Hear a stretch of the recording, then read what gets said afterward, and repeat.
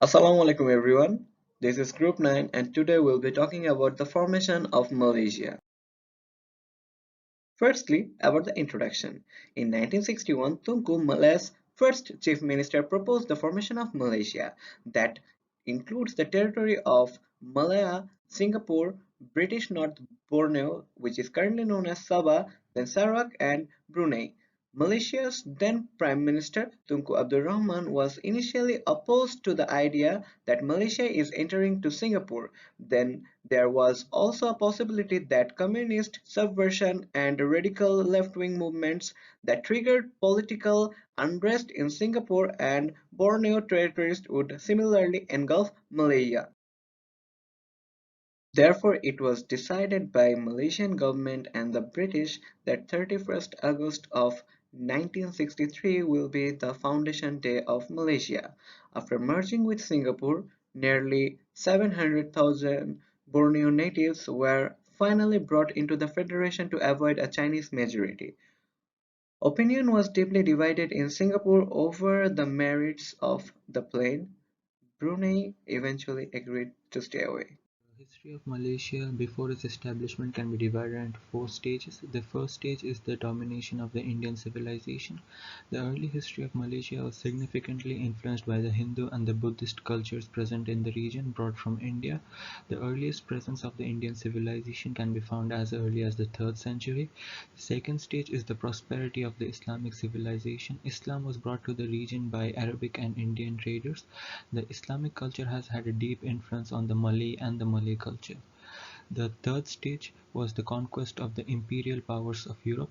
The first in power were the Portuguese, who were then followed by the Dutch, and finally the British took power in the region. The Europeans wanted to take control of the region because of its importance as a port.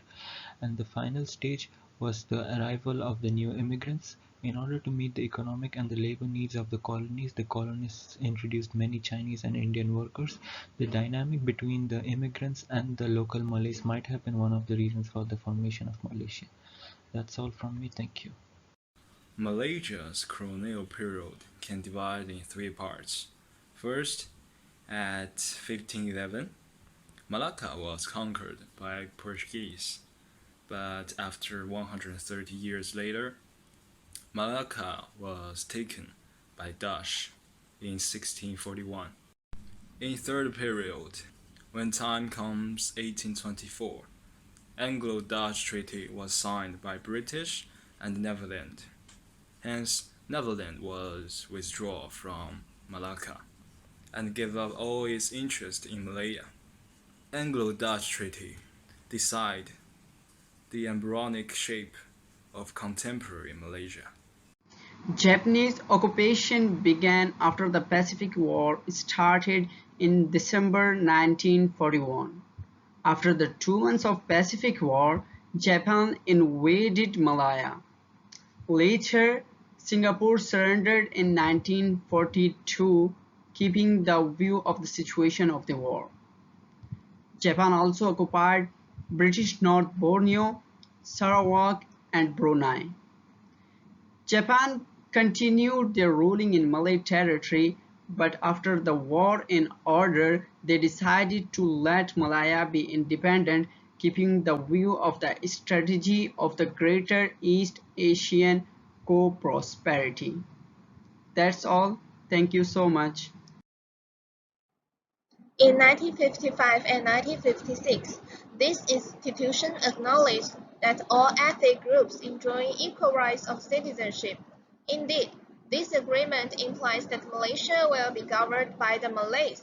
The Chinese and Indians will have proportionate representation and rule their majority states, and their economic status will be secured. Tunku Abdul Rahman became the first Prime Minister of Independent Malaya on August 31, 1957. On September 6, 1963, Malaysia was formally created. Malaya, Sabah, Sarawak, and Singapore are made up of it. Malaysia's population is around 10 million. Next, I will introduce the following stage in Malaysia's history, that is, independence. Firstly, the World War II. Colonial autonomy and eventual independence became the new British agenda at the end of this period. Malaya was soon hit by the wave of colonial nationalism spreading through Asia. In early 1946, the United Kingdom announced the merger of the Sultanate that originally belonged to the Federation of Malaya and the State of Malaya, as well as Penang and Malacca. In March of the same year, the Malays organized the formation of a united unit of witches. It supports the independence of Malaya on the condition that the new country is wholly under stem Malayan control. In 1949, the two leaders began to work closely together. Their goal is to make Malaya independent within a few years. Singapore and its involvement. Singapore achieved internal self-government in June 1959 and became an independent country. Singapore was incorporated into Malaysia on 16 May 1961, but the merger did not bring prosperity or peace to Singapore. On August 9, 1965, Singapore declared its independence from Malaysia and established an independent republic. However, the national emblem of Singapore still contains a tiger, symbolizing the historical ties between Singapore and Malaysia. Hi guys, my name is Xunying and this is the seventh part, Brunei and North Borneo. The first sequence is on 27th May 1961, Tunku Abdul Rahman, the Prime Minister of Malaysia, declared plans to unite 5 Southeast Asia territories, namely Singapore, Malaysia, Sarawak, North Borneo and Brunei into a political and economic union known as Malaysia. The Sultan of Brunei regarded the project in Malaysia as very attractive and expressed his interest in joining the federation. The armed opposition to the eventual entry of Brunei into Malaysia became a justification for Indonesia to launch its confrontation strategy with Malaysia. This is the third part. The war between 1963 to 1966.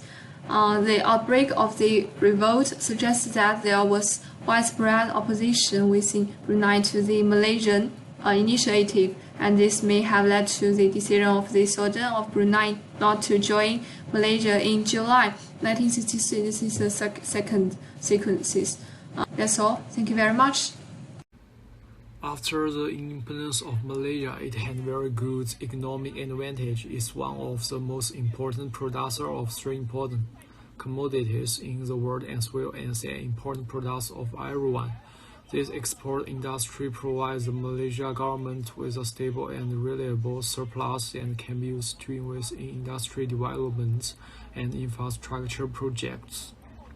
The government is trying to reduce Malaya's dependence on merchandise export because this will cause the country's economy to be affected by floating market price. Since 1/3 of the Malay labor force is engaged in rural industry work, it's very important to develop other types of environment source. The concurring parts. Firstly, the politics. Malaya is a capitalist country. For 53 years, Malaya has been independent and recognized as a sovereign state in the world. Secondly, culture. Malaya is a multi-ethnic and multicultural country with Islam as its official religion. The next one is economics. Malaya has become an attractive, diversified emerging market economy in the world. Anyway, all this reflect that Malaya is a country of political stability and unity. It is also an inclusive country.